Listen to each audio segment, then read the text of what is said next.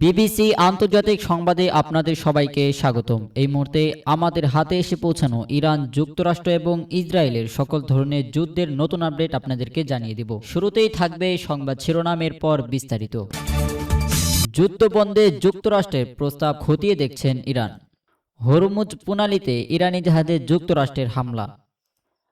আমিরাতে ইরানের মিসাইল ও ড্রোন হামলা। দর্শক, এতক্ষণ শুনছিলেন সংবাদ শিরোনাম, এখন বিস্তারিত।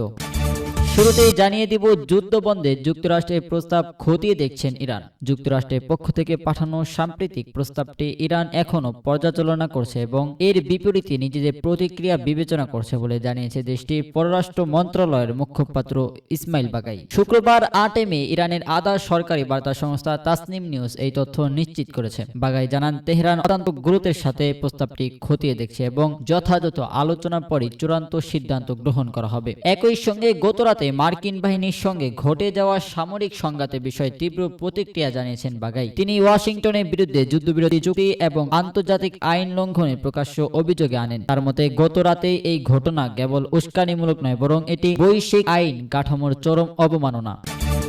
এরপর আপনাদেরকে জানিয়ে দিব, হরমুজ প্রণালীতে ইরানি জাহাজে হামলায় ইরানি জাহাজে যুক্তরাষ্ট্রের হামলা। হরমুজ প্রণালী ও ওমান সংলগ্ন মাকরাম সাগরে একটি ইরানি পতাকাবাহী জাহাজে মার্কিন সেনাবাহিনী হামলা চালিয়েছে বলে খবর পাওয়া গেছে। গতরাতে সংঘাতে এই আকাম্মিক হামলায় অন্তত 10 জন নাবিক গুরুতর আহত হয়েছে এবং আরও 5 জন এখনও নিখোঁজ রয়েছে বলে ইরানের আধা সরকারি বার্তা সংস্থা মেহর নিউজ নিশ্চিত করেছে। মিনাও কান্ট্রির সমুদ্র সীমার কাছাকাছি অবস্থানকালে পণ্যবাহী ওই জাহাজটিকে লক্ষ্য করে আঘাত আনা হয়। হামলার পরপরই জাহাজটিতে ভয়াবহ অগ্নিকাণ্ড ঘটে। জানা গেছে, ঘটনার সময় ওই কার্গো ভেসেলিতে মোট 15 জন নাবিক দায়িত্বরত ছিলেন। তাদের মধ্যে আহত 10 জনকে উদ্ধার করে দ্রুত স্থানীয় হাসপাতালে হস্তান্তর করা হয়েছে। নিখোঁজ বাকি 5 জন নাবিকের সন্ধান স্থানীয় উদ্ধারকারী দল এবং অনুসন্ধানকারী বাহিনী সাগরে তল্লাশি অভিযান চালাচ্ছে। তবে মার্কিন বাহিনীর পক্ষ থেকে এই হামলার কারণ বা পরিস্থিতি সম্পর্কে এখন পর্যন্ত কোনো আনুষ্ঠানিক বিবৃতি পাওয়া যায়নি। কৌশলগতভাবে অত্যন্ত গুরুত্বপূর্ণ এই জলসীমায় বাণিজ্যিক জাহাজের উপর এমন আক্রমণ মধ্যপ্রাচ্যে চলমান উত্তেজনাকে আরো বহুগুণ বাড়িয়ে দেবে বলে আশঙ্কা করা হচ্ছে। ওমান সাগর ও হরমুজ প্রণালীর বর্তমান পরিস্থিতি এখন অন্যতম থমথমে।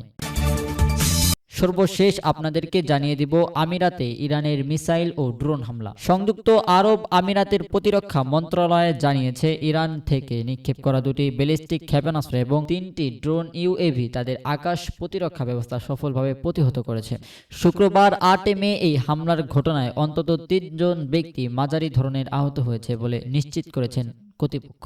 সামাজিক যোগাযোগ মাধ্যমে এক্স এ দেওয়া এক বিবৃতিতে দেশটির প্রতিরক্ষা মন্ত্রণালয় জানান, সংযুক্ত আরব আমিরাতের উপর ইরানের এই প্রকাশ্য হামলা শুরুর পর থেকে এখন পর্যন্ত দেশটির আকাশ প্রতিরক্ষা বাহিনী মোট 551টি ব্যালিস্টিক ক্ষেপণাস্ত্র এবং 29টি ক্রুজ ক্ষেপণাস্ত্র এবং 2263টি ড্রোন ধ্বংস করেছে। আরব আমিরাত এই ধরনের হামলাকে সরাসরি অগ্রাসন হিসেবে অভিহিত করে আসছে। সবশেষে এই হামলার বিষয়ে তেহরানের পক্ষ থেকে এখন পর্যন্ত কোনো আনুষ্ঠানিক প্রতিক্রিয়া বা মন্তব্য পাওয়া যায়নি। মধ্যপ্রাচ্যের 2 শক্তিধর দেশের মধ্যে বিরাজমান এই উত্তেজনা আঞ্চলিক নিরাপত্তা ও স্থিতিশীলতার ক্ষেত্রে নতুন করে উদ্বেগের সৃষ্টি করেছে।